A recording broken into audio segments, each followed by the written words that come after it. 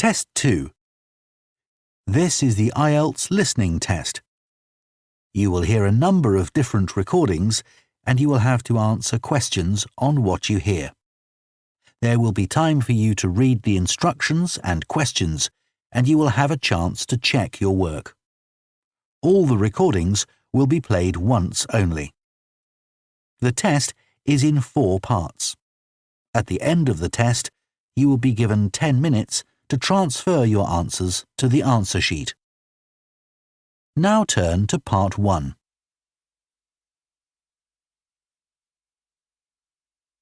Part 1. You will hear a woman phoning a company that converts old photographs to digital format. First, you have some time to look at questions 1 to 3.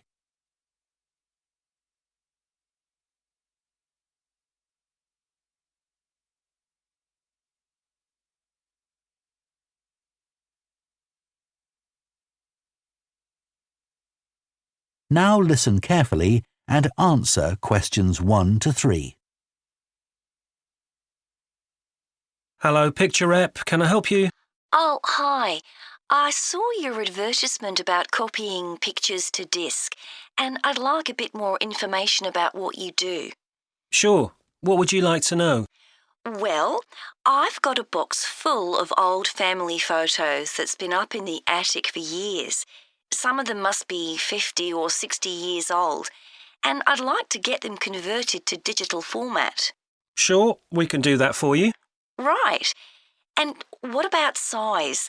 The photos are all sorts of sizes. Are there any restrictions?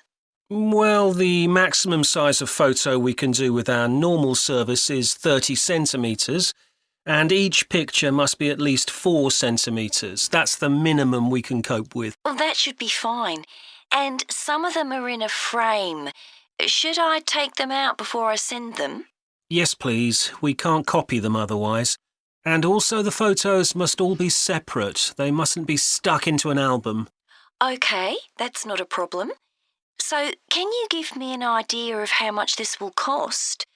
I've got about 360 photos, I think. We charge £195 for 300 to 400 photos for the basic service. OK, and does that include the disc? Yes, 1 disc, but you can get extra ones for £5 each. That's good. So, do I need to pay when I send you the photos? No, we won't need anything until we've actually copied the pictures. Then we'll let you know how much it is, and once we've received the payment, we'll send the parcel off to you. Right. Before you hear the rest of the conversation, you have some time to look at questions 4 to 10.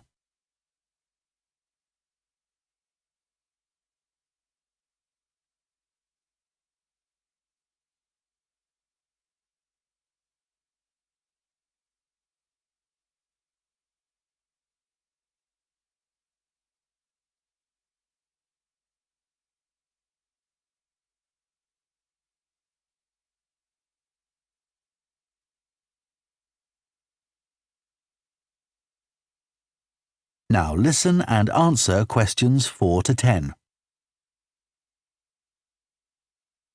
Is there anything else you'd like to ask about our services? Yes, I've roughly sorted out the photos into groups, according to what they're about. So, can you keep them in those groups when you copy them? Sure, we'll save each group in a different folder on the disk, and if you like, you can suggest a name for each folder. So, I could have one called Grandparents, for instance. Exactly. And do you do anything besides scan the photos? Like, can you make any improvements? Yes, in the standard service, each photo is checked and we can sometimes touch up the colour a bit or improve the contrast. That can make a big difference. OK, and some of the photos are actually quite fragile. They won't get damaged in the process, will they? No, if any look particularly fragile, we'd do them by hand. We do realise how precious these old photos can be. Sure. And another thing is we can make changes to a photo if you want. So if you want to remove an object from a photo or maybe alter the background, we can do that. Really? I might be interested in that. I'll have a look through the photos and see. Oh, and talking of fixing photos, I've got a few that aren't properly in focus. Can you do anything to make that better? No, I'm afraid that's one thing we can't do. Okay. Any other information I can give you? How long will it all take? We aim to get the copying done in 10 days. Fine. Right, well, I'll get the photos packed up in a box and post them off to you. Right. If you've got a strong cardboard box, that's best. We've found that plastic ones sometimes break in the post. Okay. Right, thanks for your help. Bye. Bye. That is the end of Part 1. You now have half a minute to check your answers to Part 1.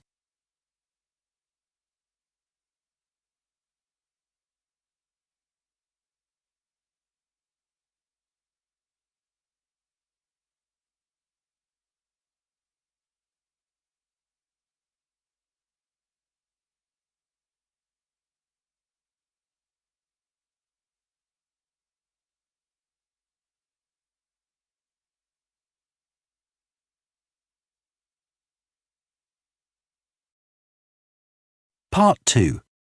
You will hear a head teacher talking to parents of pupils about changes at the school. First, you have some time to look at questions 11 to 15.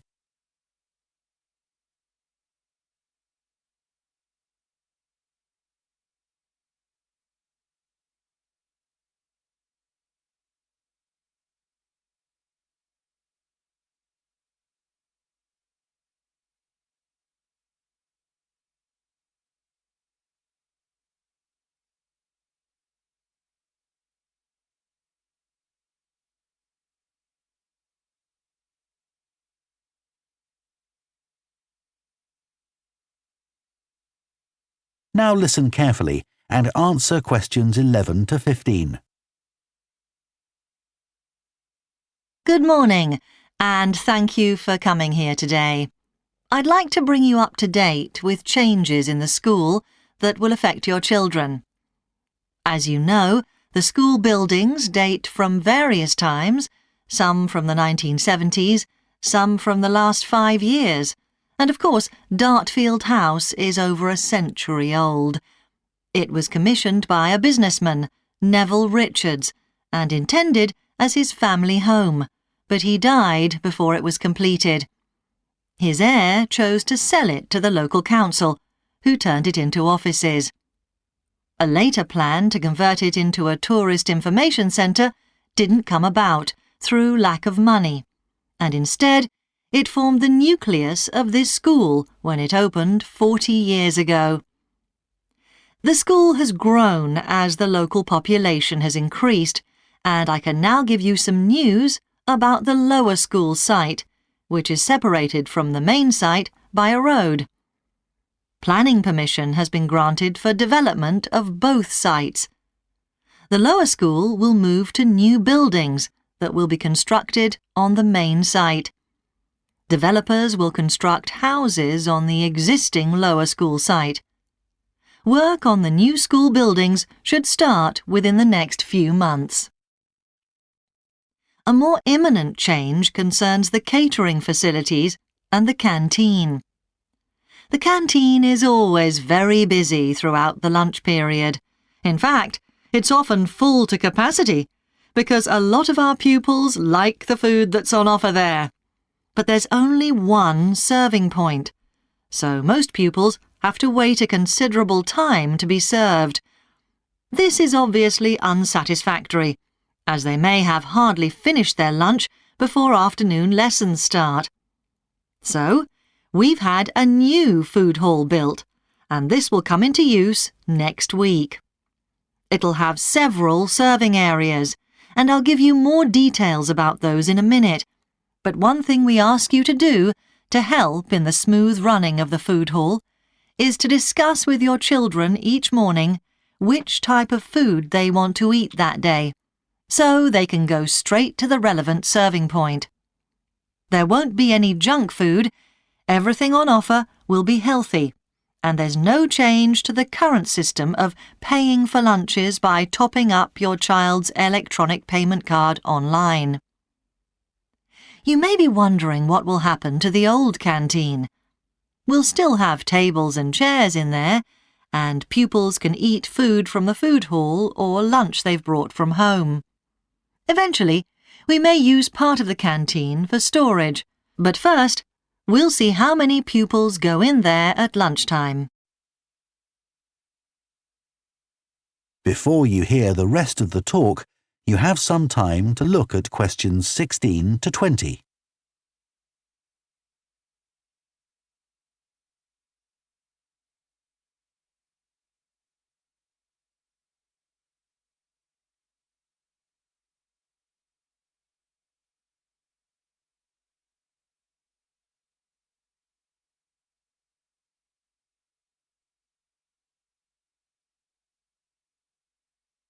Now listen and answer questions 16 to 20.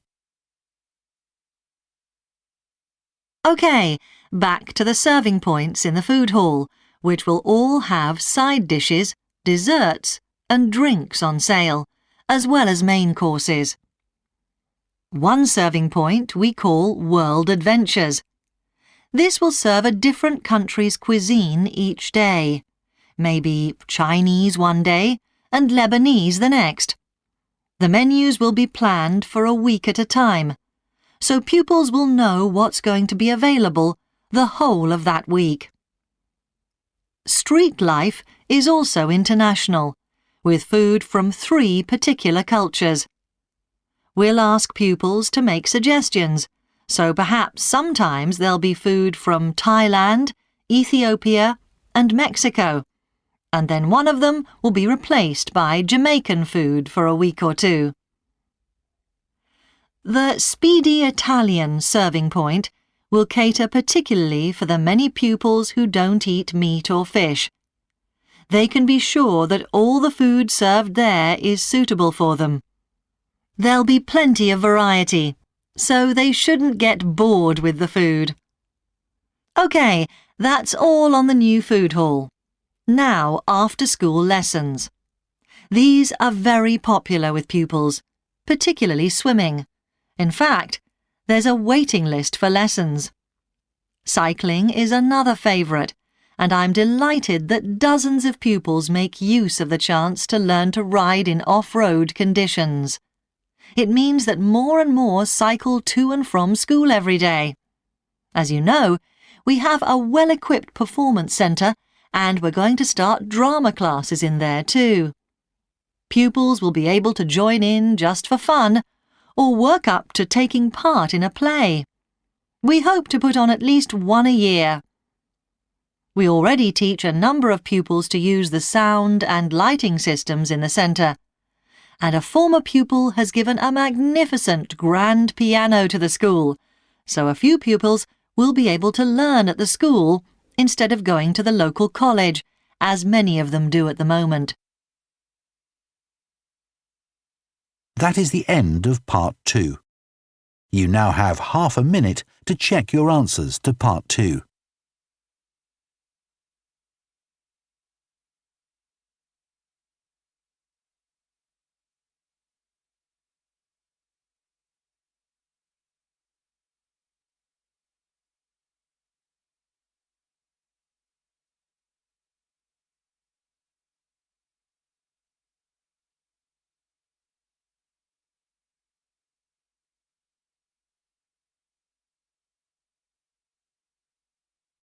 Part 3. You will hear 2 psychology students, called Luke and Susie, discussing their assignment on sleep and dreams. First, you have some time to look at questions 21 to 24.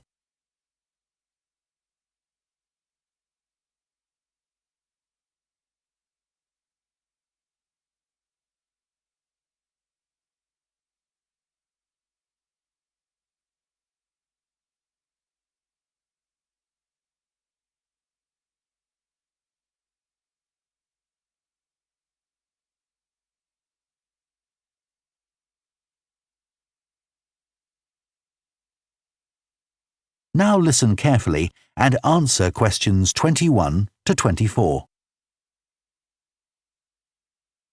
So, Luke, for our next psychology assignment, we have to do something on sleep and dreams. Right.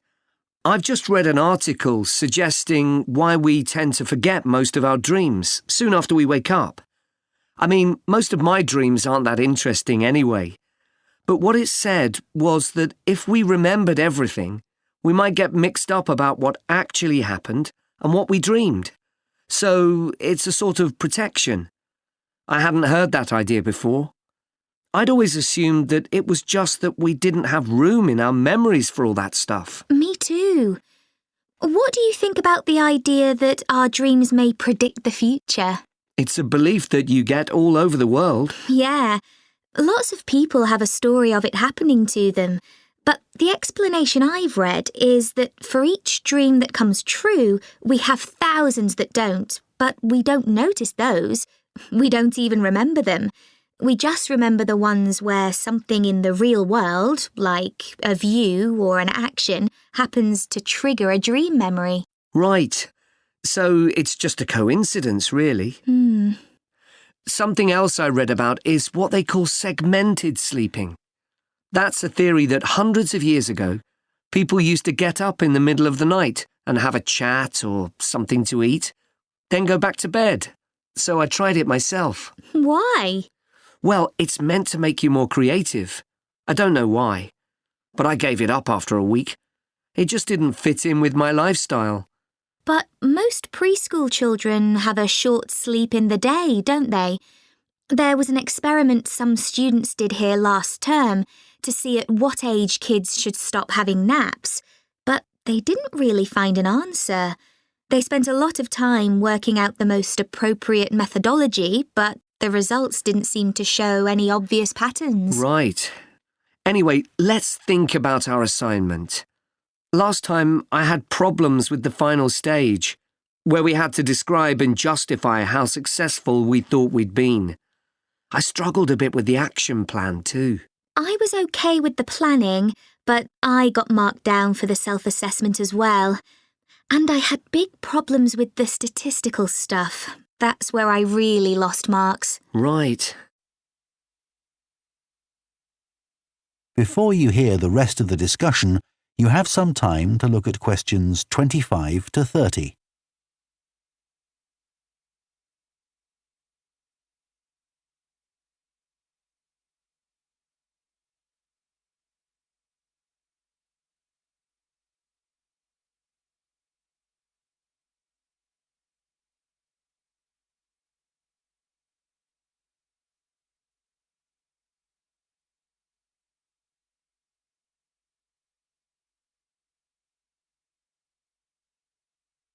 Now listen and answer questions 25 to 30.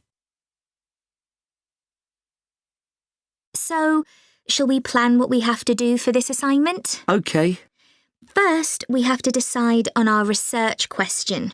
So, how about, is there a relationship between hours of sleep and number of dreams? Okay.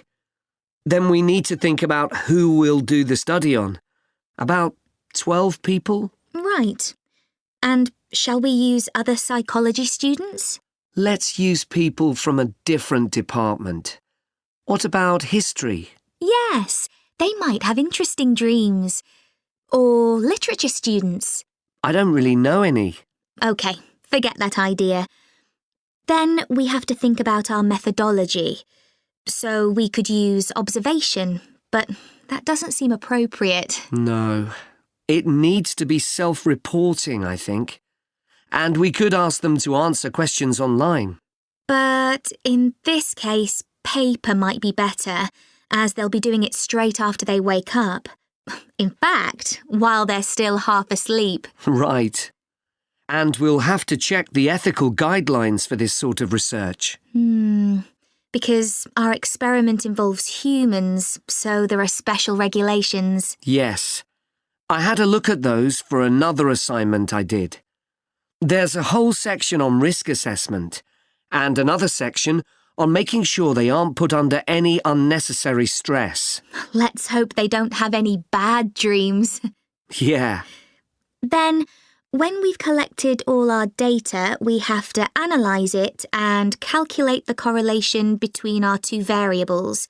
That's time sleeping and number of dreams, and then present our results visually in a graph. Right, and the final thing is to think about our research and evaluate it. So that seems quite straightforward. Yeah. So now let's get started. That is the end of Part 3. You now have half a minute to check your answers to Part 3.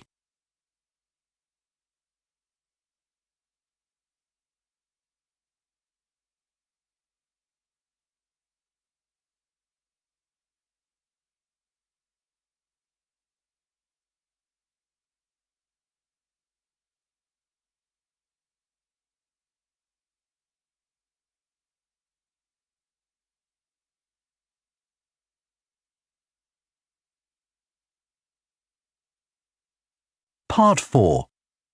You will hear a sports science student giving a presentation on the health benefits of dance. First, you have some time to look at questions 31 to 40.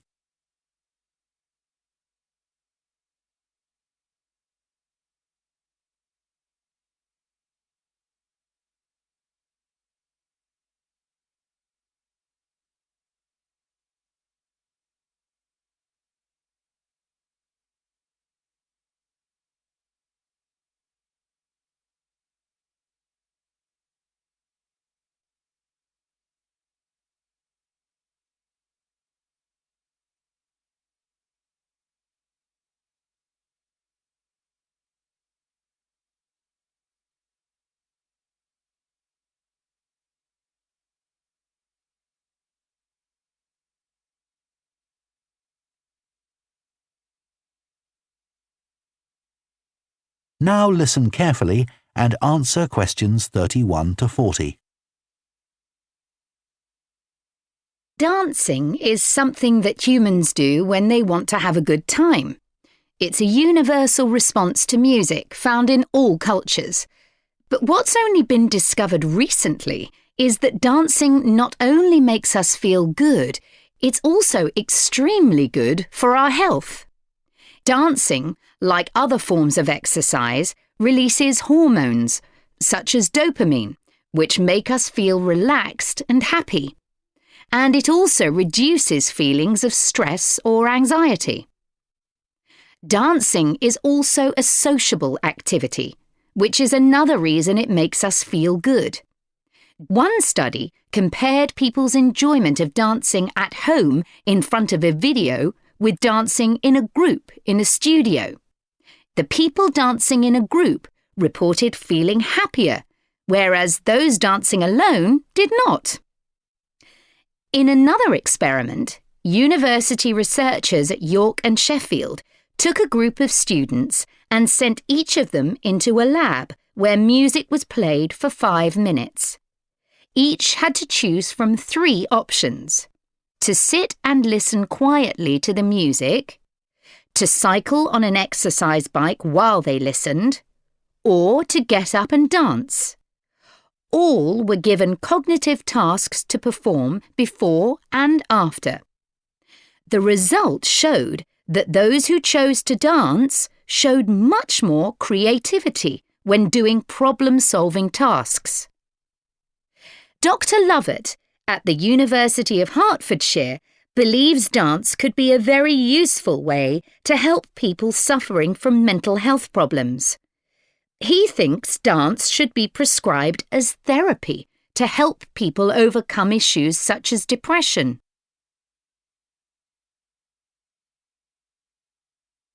It's well established that dance is a good way of encouraging adolescent girls to take exercise. But what about older people? Studies have shown that there are enormous benefits for people in their 60s and beyond. One of the great things about dance is that there are no barriers to participation. Anyone can have a go, even those whose standard of fitness is quite low. Dance can be especially beneficial for older adults who can't run or do more intense workouts, or for those who don't want to. One 2015 study found that even a gentle dance workout helps to promote a healthy heart. And there's plenty of evidence which suggests that dancing lowers the risk of falls, which could result in a broken hip, for example, by helping people to improve their balance. There are some less obvious benefits of dance for older people too. One thing I hadn't realised before researching this topic was that dance isn't just a physical challenge. It also requires a lot of concentration, because you need to remember different steps and routines. For older people, this kind of activity is especially important because it forces their brain to process things more quickly and to retain more information. Current research also shows that dance promotes a general sense of well-being in older participants, which can last up to a week after a class. Participants report feeling less tired and having greater motivation to be more active and do daily activities such as gardening or walking to the shops or a park. Ballroom or country dancing, both popular with older people, have to be done in groups. They require collaboration and often involve touching a dance partner, all of which encourages interaction on the dance floor. This helps to develop new relationships and can reduce older people's sense of isolation, which is a huge problem in many countries. I also looked at the benefits of Zumba. 15 million people in 180 countries now regularly take a Zumba class, an aerobic workout based on Latin American dance moves. John Porcari, a professor of exercise and sports science at the University of Wisconsin, analysed a group of women who were Zumba regulars and found that a class lasting 40 minutes burns about 370 calories. This is similar to moderately intense exercises like step aerobics or kickboxing. A study in the American Journal of Health Behaviour showed that when women with obesity did Zumba 3 times a week for 16 weeks, they lost an average of 1.2 kilos and lowered their percentage of body fat by 1%. More importantly, the women enjoyed the class so much that they made it a habit and continued to attend classes at least once a week. Very unusual for an aerobic exercise program. Dance is never going to compete with high-intensity workouts when it comes to physical fitness gains, but its popularity is likely to keep on rising because it's such a fun way to keep fit. That is the end of Part 4. You now have 1 minute to check your answers to Part 4.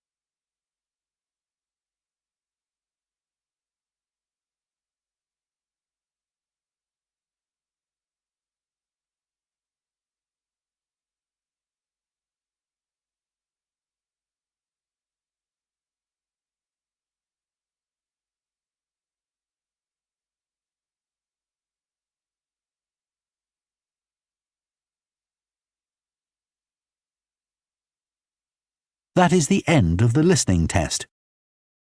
In the IELTS test, you would now have 10 minutes to transfer your answers to the answer sheet.